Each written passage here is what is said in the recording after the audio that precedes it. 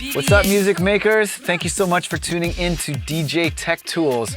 My name is illGates. I'm a full-time producer and DJ from San Francisco.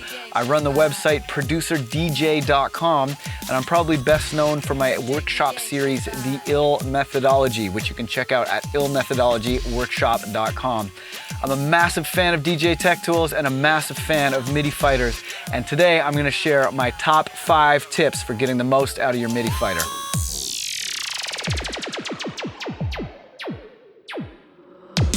All right, so tip number 1 is for the MIDI Fighter Twister. The MIDI Fighter Twister is probably my favorite MIDI controller ever because each of those knobs are not just knobs, they're push encoders, which means that in addition to twisting them, you can push them, which enables all kinds of combo functionality that is just not possible with other MIDI controllers. For source audio, I'm going to be using my Walk the Plank sound pack from the illGates performance sound packs available on DJ Tech Tools. And this is just a bunch of cue points on a track that are cut up on the MIDI fighter for doing DMC style routines with. Now, I'm going to add an effect to this track, and we're going to do a technique that I call the push and twist. We're going to use the push on the knob to turn the effect on, and we're going to use the twist to modulate a parameter. I'm going to use just the erosion effect right now in Ableton, but you can use this technique with any of the effects. It could be a beat repeat, it could be a filter, it could be anything. The idea is to MIDI map the on-off switch to the push of the push encoder, and then MIDI map some of the parameters to the twist. You can MIDI map things by pressing Command M to enter into MIDI map mode, then you tag the parameter that you want to map, and then move your MIDI controller and it will map them together. Right, so now you can see when I push the push encoder, it will turn the erosion effect on, and when I twist the push encoder, it will modulate the effect. Let's hear it in action.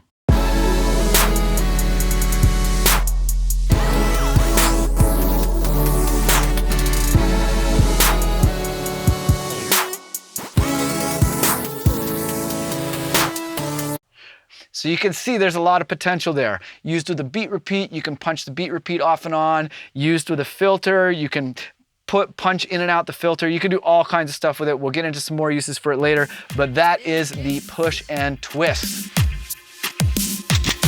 All right, so technique number 2 is useful beyond just the context of the MIDI fighter, but this is again for the MIDI Fighter Twister. What we're gonna do is we're gonna set up one knob to select which effect we're gonna use, and then another knob is gonna tweak the effect, okay? So we're gonna use an audio effect rack here to create a multi-effect, okay? Our first effect is going to be a filter, and we're gonna put that on the first chain.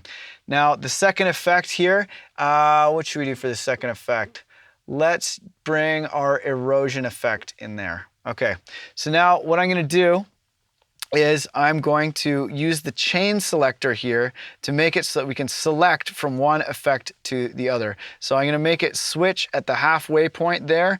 It's going to switch between being a filter on chain 1 to being a erosion on chain 2. Okay, so we're gonna go filter on chain 1, and chain 2 is going to be erosion, right? Then we're going to set the chain selector to the first macro, right? And that's going to pick our effect when you cross halfway. And then the second macro is going to tweak everything. So I'm going to right click the amount on the erosion, and I'm going to set that to the first or to the second macro, and I'm also going to do the frequency to the second macro, and then on the filter I'm going to MIDI map the filter frequency to the second macro. So now when I move the second macro, it's going to do all of the parameters on all of the effects, right?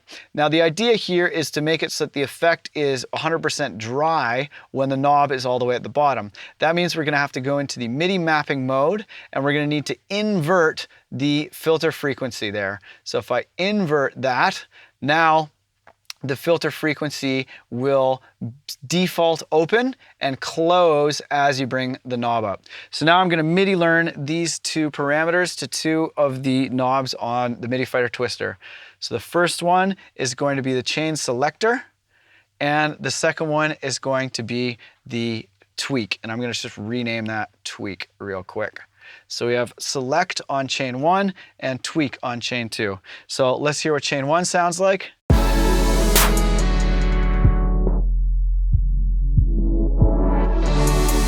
Now let's hear what change 2 sounds like.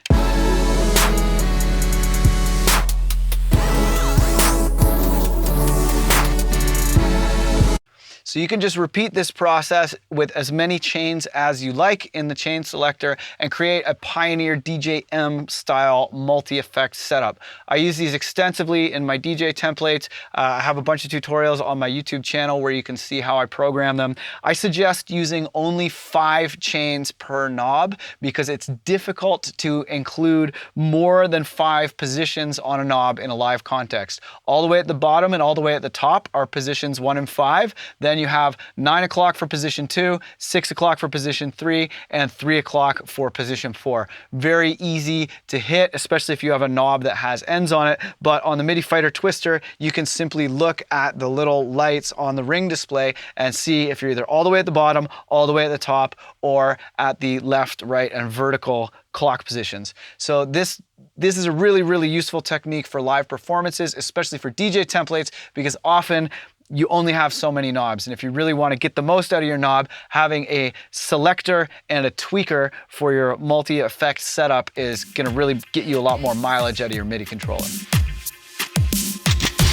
Tip number 3 is very useful for those of you who are doing more complicated MIDI Fighter routines.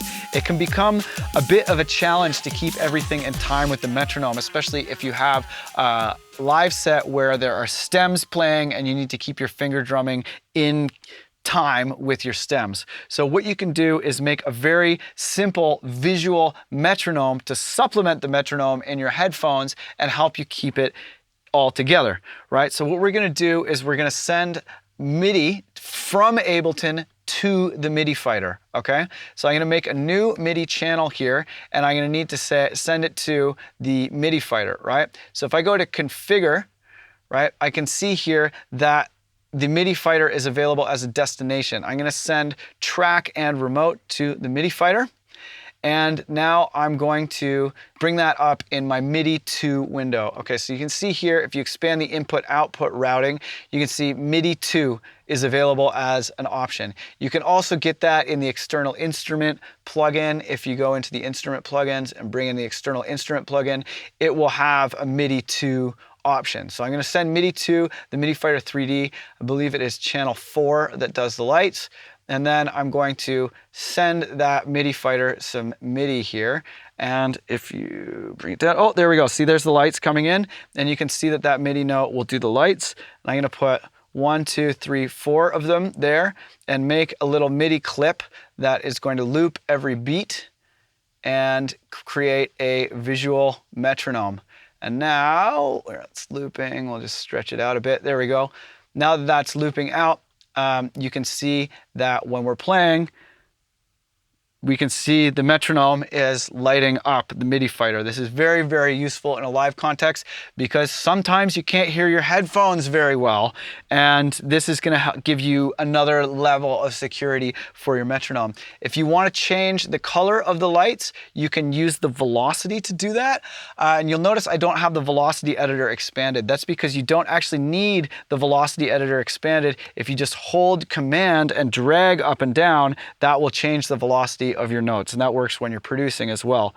So you can use that to match the color if you've got any fancy color schemes going. I find another really good thing to do is if you make a 4-beat pattern and then have a different velocity on beats 2, 3, and 4, that makes it kind of visually similar to the sharp note on beat 1 of the audio metronome, and is just another fail-safe way to keep everything in time. So check it out. Now this is going to be one color on beat 1 and then a different color for the rest of the beats. So it's bright blue, green, green, green. Very, very clear which beats are what. It's really going to help you in a live performance situation. So that's how to make a visual metronome. All right, so this next technique I have invented to help me to rearrange a finished track into a live performance. Now, a lot of people, when they're making live performances, they'll try and make the live performance out of stems, which really can become very, very labor intensive when you build a whole setup out of stems. And I was just thinking about people doing a DMC scratch style battle routines. They start with a finished mastered piece of audio and then create the routine from there. Now, if you start from stems, you're gonna have to sum those stems and master them to create a mastered piece of audio. And it's never gonna sound quite as good as a mastered finished track. So this technique is gonna allow you to create a live routine from a mastered finished track so that everything always sounds mastered and as full and loud and clear as it can be. And if you're doing a DJ set that has some of these routines in it, when you switch from DJing tracks to doing a live performance track, there's not going to be a big difference in audio because you're using mastered audio to create the performance, right?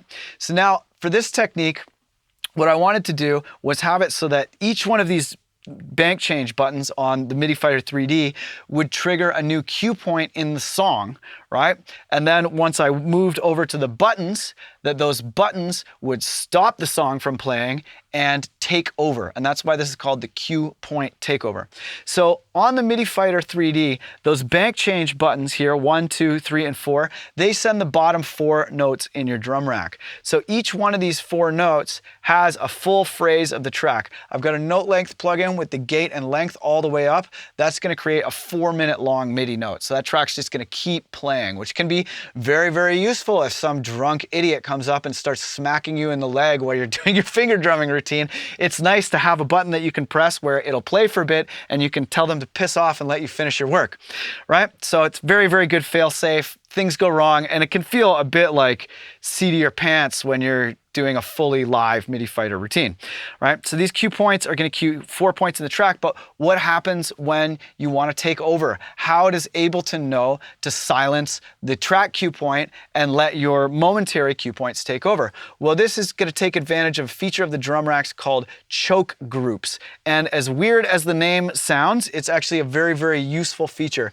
What you do here is you expand the input-output routing in the chains of the drum racks. So you expand the chains, then expand the input-output routing, and you'll see each cell on the drum rack has a field marked choke, right?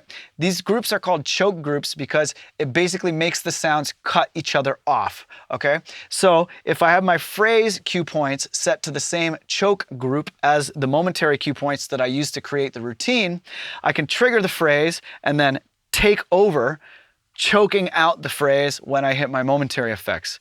That might sound a bit confusing, but if you watch what I'm doing, you'll be able to tell very easily what's happening, okay? So each one of these cue points is a different part of the routine and a different part of the song. So I'll just go from one to the other.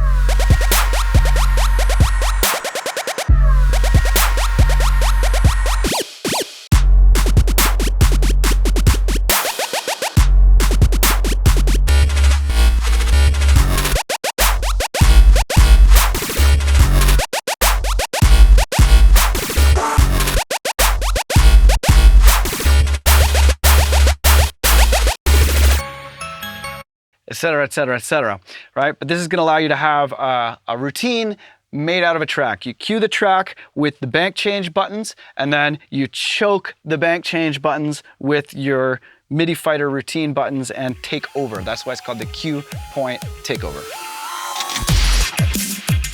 All right, so tip number 5. This tip I like to call the illGate because it is a gate designed for performance, for scratching, for getting ill. Now, those of you who are turntablists may remember in the 90s, a lot of mixers would have a transform button. And that was essentially a momentary mute that you could tag and then lift your hand to play the parts. But it was always a bit of a challenge to get yourself used to bouncing your hand up to trigger the sound rather than tapping your hand down to trigger the sound as if you were playing a percussive instrument, right? So I've gotten around that by creating this rack that I call the illGate, where you have one momentary punches it out and the next momentary punches it back in, okay? So I'm gonna show you that here. I'm gonna delete our chain selector rack and collapse these chains. And then we're gonna go and get an audio effect rack here that's gonna serve as the basis for the illGate. Okay, so I'm gonna create a chain, and this chain is gonna have a mute on it. And I'm gonna make this mute by macro mapping the gain on a utility plugin and setting that to minimize at 0 with a maximum all the way down, right? And if I just duplicate this utility plugin, it will retain the macro mapping on the duplicate utilities. So now when those are all the way down, it's gonna effectively mute because it's doing minus 35 decibels 3 times, which is just, it's muted. Okay, so we have that chain which is muting, and now we need to make another chain that punches back in, okay? So I'm gonna call that one out, or oot, as they say in my country. And the next one is going to be in. So here, I'll rename that out. Then the next one is in. Okay, and this chain to go in, I am going to macro map here number 2 there to the speaker on, and then that speaker on is only gonna come in when I press this second button. So I'm just going to trigger the track. You can see that that one mutes it.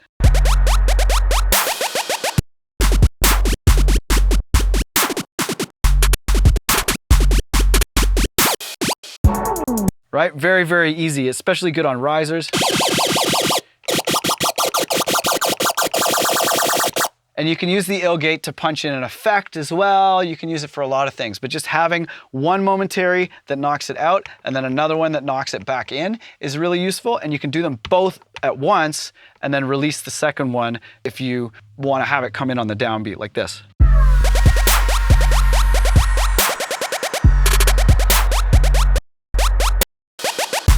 Right? Really, really easy to use with 2 fingers on either hand. So you just have one that knocks it out, one that knocks it back in. And I call that the illGate. All right, so thank you so much for watching. Don't forget to subscribe to DJ Tech Tools on YouTube to get more tutorials like this on a regular basis. Once again, my name is illGates. I'm a producer and DJ. I run the website producerdj.com, and if you want to get the quickest, heaviest download of my ill methodology workshop, go to illmethodologyworkshop.com and start your training today.